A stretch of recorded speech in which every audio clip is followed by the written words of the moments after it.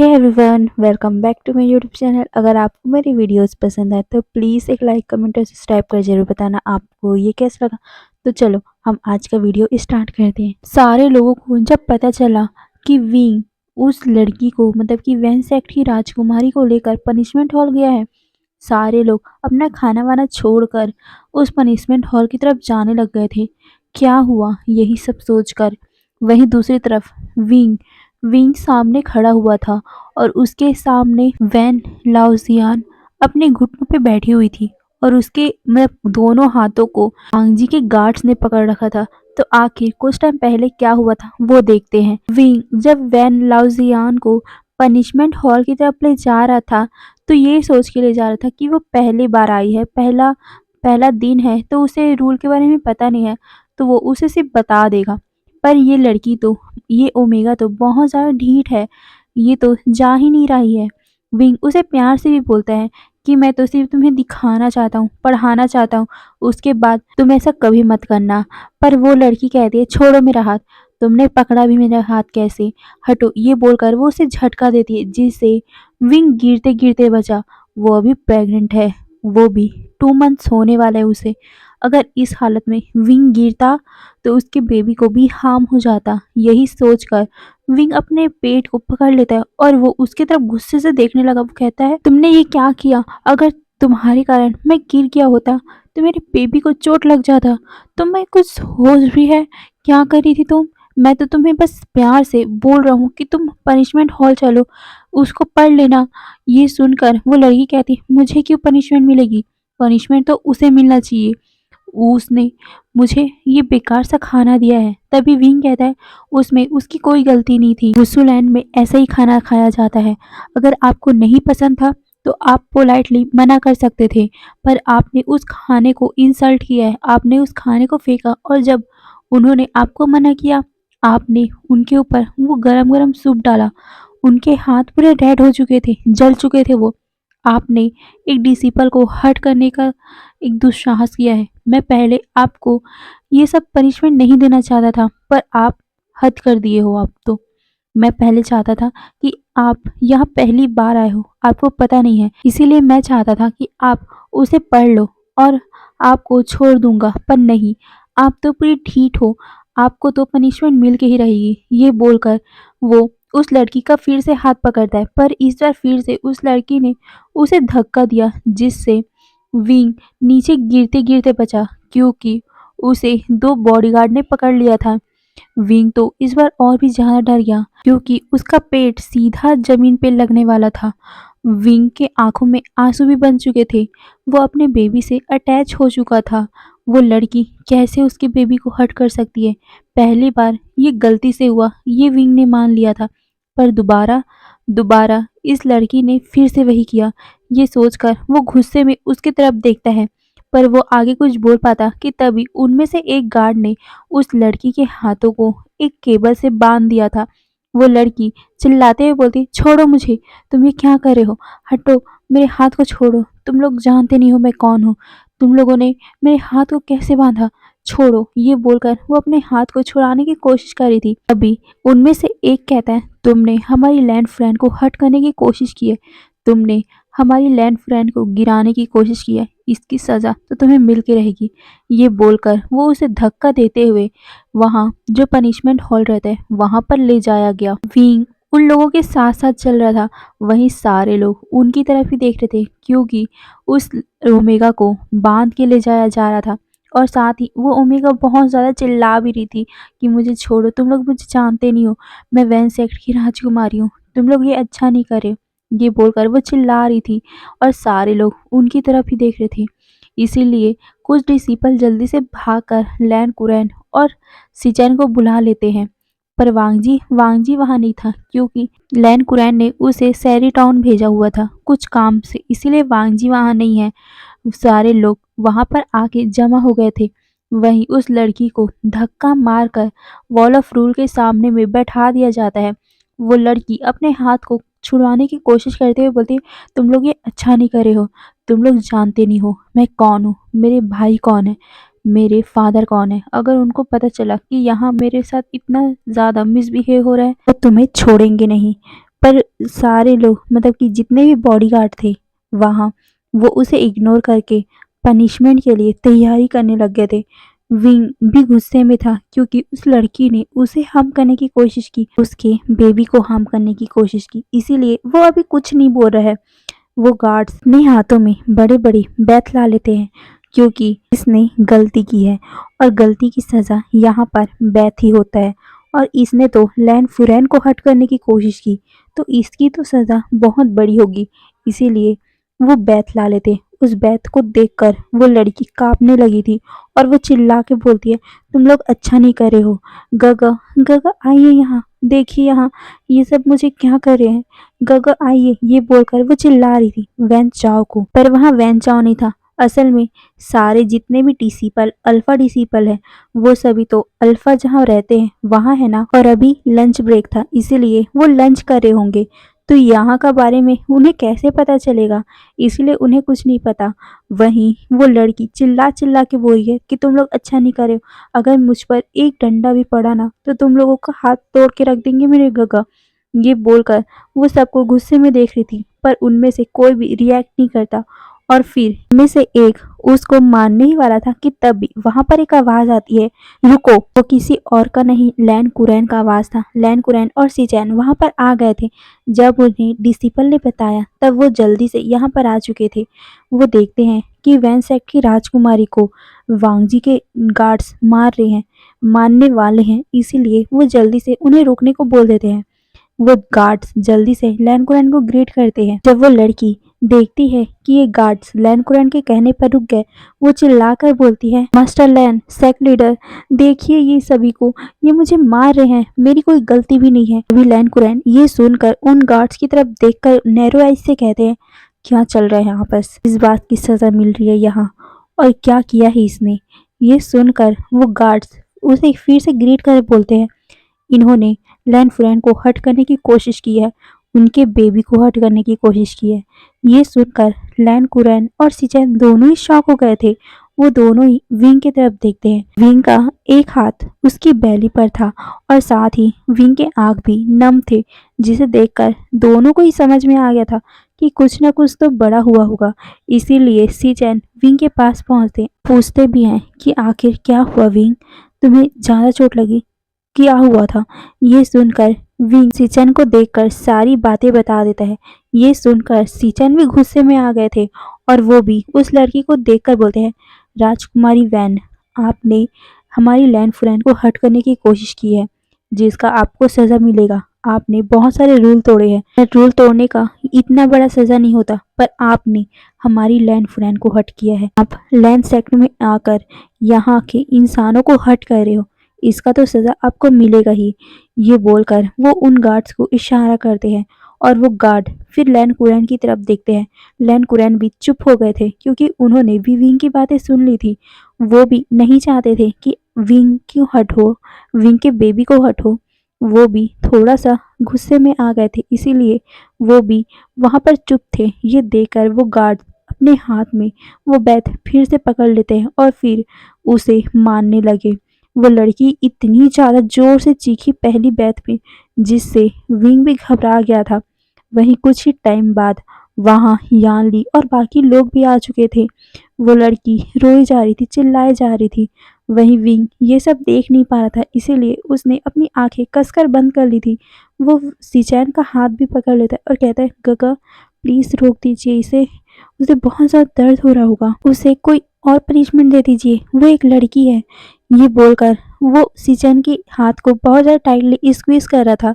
वहीं सिचैन समझ पा रहे थे कि विंग कितना ज़्यादा दर्द हो रहा है उसे, इसीलिए वो विंग को वहाँ से ले जाने लगे। पर विंग कहता है, नहीं गगा प्लीज़ उसे रोक दीजिए, उन्हें रोकने बोलिए, वो उसे मार डालेंगे क्या, वो एक लड़की है, वो मर जाएगी, प्लीज़ गगा। ये बोलकर वो सिचैन की तरफ देखता है। उसकी आंखें हल्के से आंसू से भर चुकी थी। हाँ, उस लड़की ने उसे हट करने की कोशिश की, पर विंग इतना तो बुरा नहीं है, उसे भी पता है दर्द क्या होता है, उसने भी सहा है दर्द को। तो वो किसी के दर्द को देख नहीं पा रहा है, उस लड़की के दर्द को देख नहीं पा रहा है, इसीलिए वो कहता है, प्लीज़ काका रोक दीजिए उसे, प्लीज़ कोई और सजा दे दीजिएगा। ये सुनकर सीजन कहते हैं, पर विंग विंग कहता है गगा प्लीज़ उसे कोई और सज़ा दे दीजिए, वो मर जाएगी ऐसे में। ये सुनकर सी-चैन शाय करते हैं पर वो कुछ भी नहीं बोलते, जिसे देखकर विंग इस बार उन गार्ड से कहता है तुम लोग रुक क्यों नहीं रहे हो, मार डालोगे क्या उसे? ये सुनकर वो गार्ड्स विंग की तरफ देखते हैं, फिर सी-चैन की तरफ। शी-चैन भी कुछ नहीं बोल पा रहे थे। विंग कहता है मैंने कहा रुको, आप सब मुझे लैन फुरैन मानते हो ना, तो क्या मेरी बात नहीं मानोगे? लैंसन लैंसन ने कहा था ना आप मेरी सब बात मानोगे, तो आप क्यों नहीं मान रहे हो मेरी बात? रुको वहाँ पर। ये सुनकर वो गार्ड्स के हाथ वहीं पर रुक गए थे और वो विंग को बो करते हुए कहते हैं नहीं नहीं फुरैन, हम आपकी ही बात मानेंगे। ये बोलकर उन्होंने वो बैत को नीचे रख दिया था।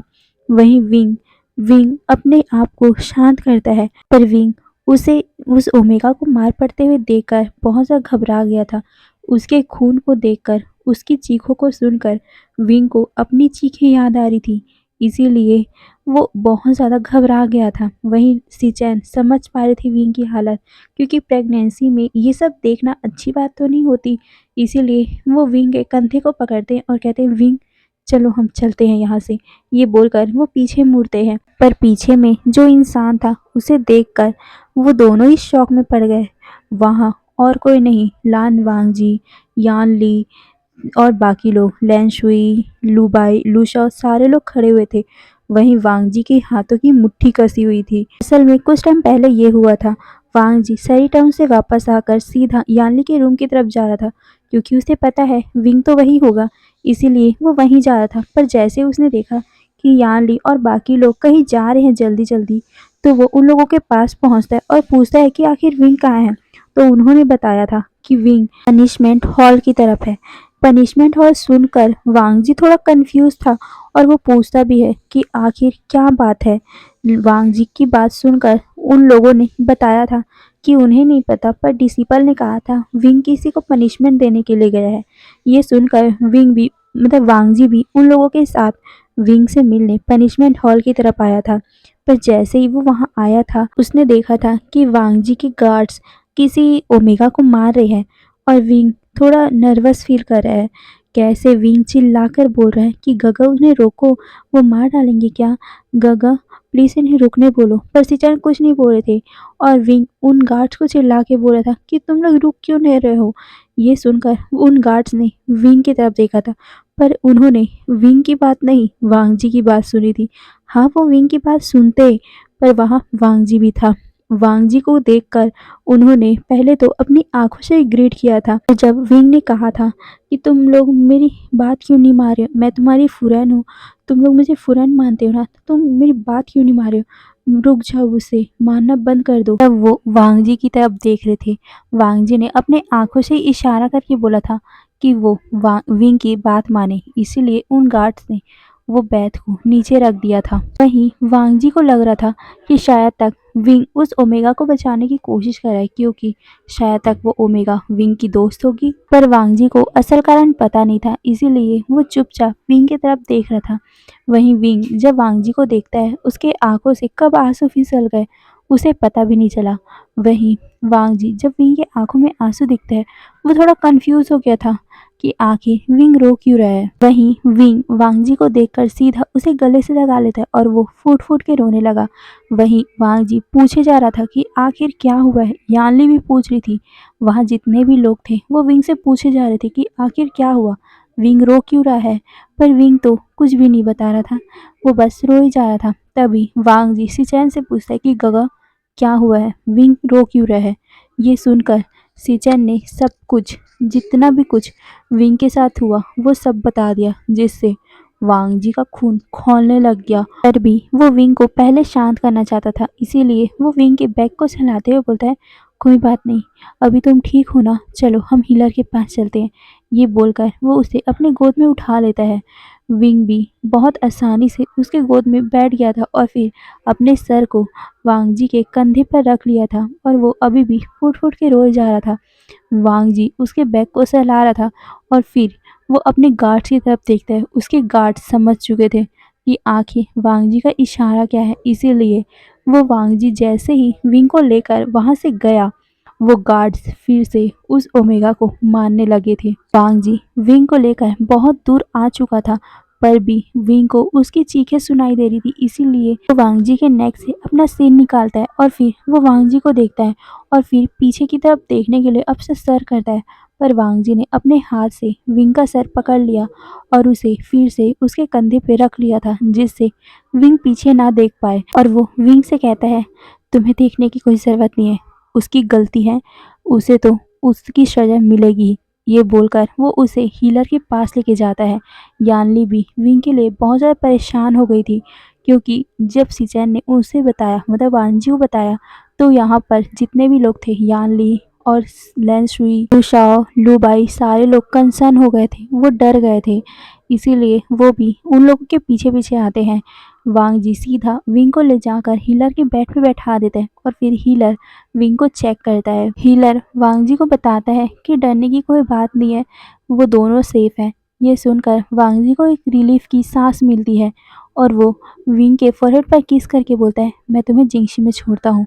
ये बोलकर वो उसे फिर से अपने गोद में उठाता है और फिर सारे लोग जिंगशी के पास जाते हैं। पहली बार वांग जी उन लोगों से कहते हैं, मतलब कि यान ली, लैन शुई, लू बाई, लू शाओ से कहता है कि आप लोग अंदर जाइए, विंग के साथ बैठिए, मुझे कुछ काम है। ये बोलकर वो विंग के फोरहेड पे फिर से किस करता है और फिर उन सभी को वहीं छोड़कर बाहर आ गया। और अब तो वांग जी के हाथों की मुट्ठी और भी ज़्यादा टाइट हो गई थी और उसका गुस्सा सातवें आसमान में चला गया था। वो सीधा पनिशमेंट हॉल की तरफ आता है और वहां जाते ही उसे दिखता है कि उसकी गार्ड्स अभी भी उस ओमेगा को मार रहे हैं। वांग जी को गुस्सा तो आ रहा था, पर उसे विंग की बात भी याद आ रही थी कि विंग ने कहा था कि वो एक लड़की है, एक ओमेगा है, प्लीज़ उसे ज़्यादा मत मानना, उसने जो भी कुछ किया वो गलती से हो गया था। ये सुनकर वांग जी ने उसे कहा था कि उसकी गलती है तो उसे सज़ा मिलेगी, पर विंग ने उसे प्रॉमिस लिया था कि वो उस ओमेगा को हर्ट मत करे, वो उसे छोड़ दे।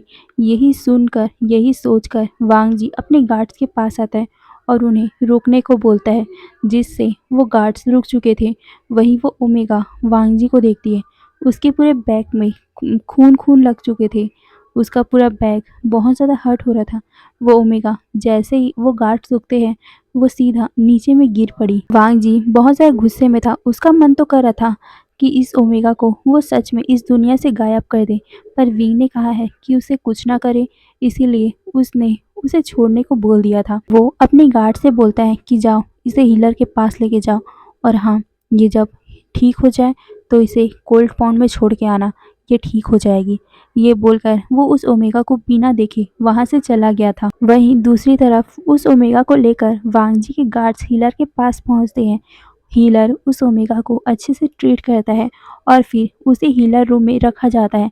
कुछ ही टाइम बाद वहाँ Van Chao, Van Julio, Van King, Van Ni, सारे लोग उससे मिलने आते हैं। वो भी डर चुके थे, उन्हें नहीं पता था कि आखिर हुआ क्या था, इसीलिए वो पूछने लगे।